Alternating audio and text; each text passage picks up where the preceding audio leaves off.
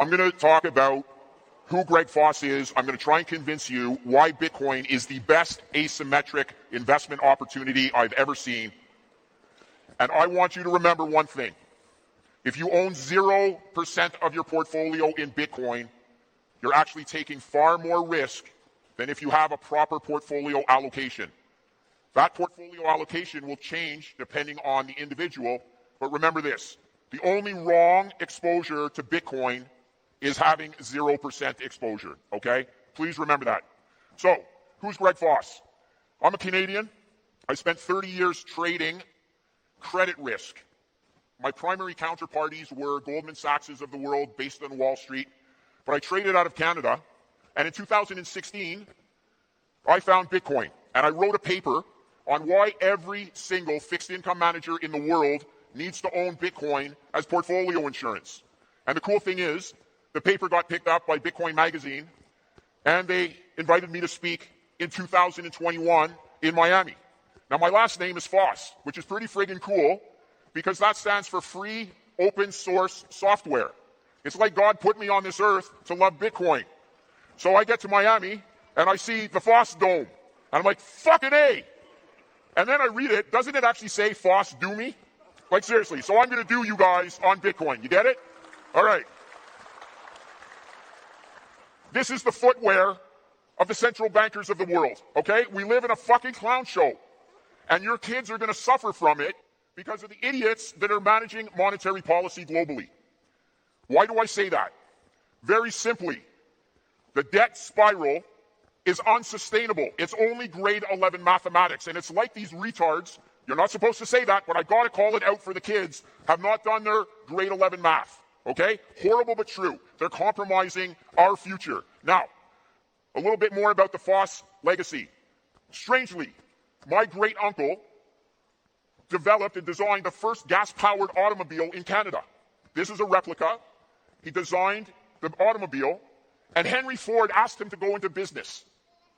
And Henry Ford said, your automobile is better than mine. My uncle said, it'll never catch on. He produced one automobile. Don't overthink things, people. He didn't produce the automobiles because he had to drive on the sidewalks. They didn't plow the streets in Sherbrooke, Quebec, because that's where the horses went. So it's never going to catch on. People won't allow me to drive on a sidewalk. Don't overthink things. Bitcoin is a similar 13-year-old technology that's going to change the world. Why? Well, first of all, this is a dated slide, but look at your top left-hand corner. That's the total U.S. government debt. 30 trillion at the time of this slide. It's now over 31 trillion. But the relevant number is at the bottom right-hand side. $170 trillion of unfunded liabilities in the United States, one country. It will never be paid back. It is mathematically impossible to raise that amount of money. And every single government in the world has the same challenge, okay?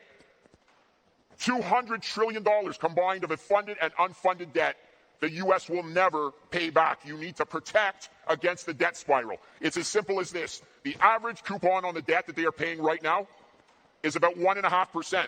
Guess what the Fed is doing today and doing for the rest of the year for sure? Raising interest rates, effectively increasing the cost of their debt so that it's unsustainable.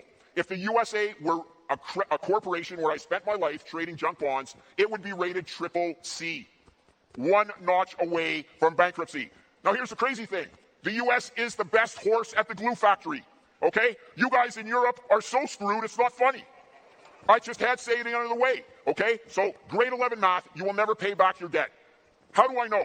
Because this is a credit default swap market that I traded for corporations, but also trade on countries now, okay? These are probabilities of default of companies in an open market calculation. You think the USA is risk-free? Why are people buying protection on the USA at a price there that was 16 basis points, which meant it cost you $16,000 a year to insure $10 million of debt over a 5-year period? Look at Canada, people, my home country.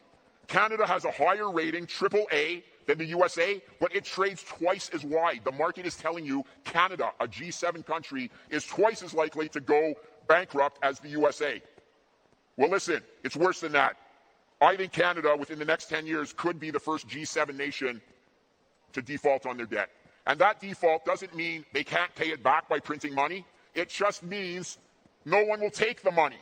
It's like Venezuela, okay? They were able to print their own money. People ended up pushing that money to the curb. This is a picture of the USA's deficit situation right now. And it's so ugly that you would say, who produced this graph? The Congressional Budget Office. This is a government organization that shows you how much the future interest expense is going to cost you and how much that adds to your deficit. Okay, look at the interest expense increasing over time.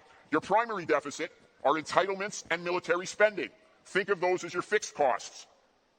Your net interest is expanding the debt balloon, pure mathematics. It's organic expansion because they are not taxing enough to even pay back the interest that's accumulating on the debt.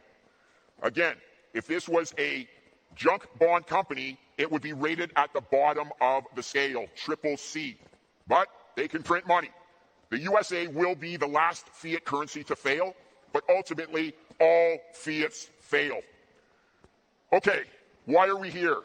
Bitcoin, very simply, as I said, the most important financial innovation and technology that I have seen in 35 years of managing risk. Okay?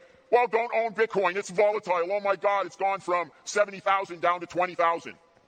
This is the volatility of the Dow Jones Industrial Average versus Bitcoin. Bitcoin is now less volatile than the Dow Jones Industrial Average. Don't mistake volatility for risk. Bitcoin is the best upside opportunity I have ever seen. I have a price target on Bitcoin of over $2 million US per Bitcoin. Okay? Very simply, it's because it's based on the simple fact that I think Bitcoin captures 5% of global financial assets. And right now, global financial assets are 900 trillion US dollars.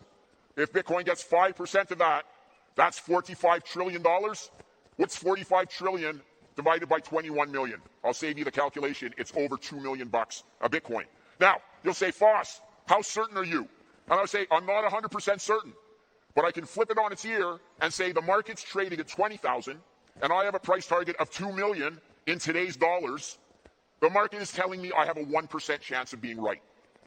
And I'm like, I'm not 100% certain, but I'm way higher than 1%. You guys get how this game is played? It's all about a probability distribution, expected value, trade according to your information, get off zero. I have done okay in my life. I don't need Bitcoin for myself.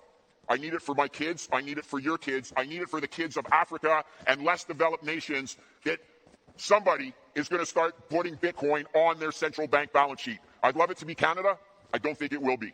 That being said, look at what's happening in El Salvador. Look at what's happening in the island of Madeira, where I visited with a bunch of my friends that are here today. There will be nations that adopt Bitcoin. They will be the winners. Okay? It's game theory. But do the same planning for your family. I'm not telling you need to be 100% in Bitcoin. I'm not 100% in Bitcoin. But start with an allocation of up to 5%, and then worry about the other 95% of your portfolio. Okay? 5% is not a crazy exposure to the best asymmetric trade opportunity I've ever seen. Henry Ford, we talked about him. This was December 1920, if I'm not mistaken. Ford would replace gold with energy currency and stop wars. Man, he saw Bitcoin coming 100 years ago. These are brilliant people. Bitcoin can be thought of as digital gold. I, as an engineer, get some flack from physics guys, but I don't care. I think of Bitcoin as digital energy. Ford saw it coming 100 years ago. I'm part of a free platform called Looking Glass Education. You can go here, learn about Bitcoin, learn all the stuff you won't learn in the Keynesian economics schools, because they can't tell you that fiat is the Ponzi. They can't tell you that the banking system is levered 25 times, because if you knew that, you would never deposit your money in these risk-free institutions, okay? This is a picture of my granddad. World War I, awarded the Order of the British Empire.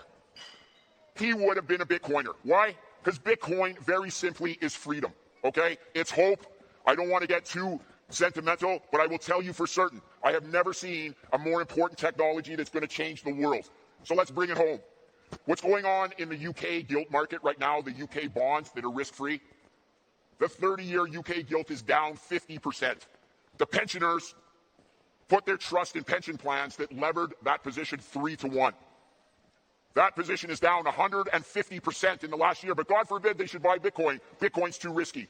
No. Understand where the risk lies, people. It's with bonds and predominantly credit markets. When the world stops functioning, it's because credit markets seize up. Okay? Well, don't worry, that's the gilt market. We live in the EU. I'm going to play out a scenario for you. Germany is no longer a trade exporter. Germany is in big trouble. Germany is your sugar daddy. Germany ain't happy about that. You heard on the stage here earlier. The EU will fail. It's just a matter of time. Protect yourselves and protect your kids. I'm not saying don't own gold. I agree with William Middlecoop.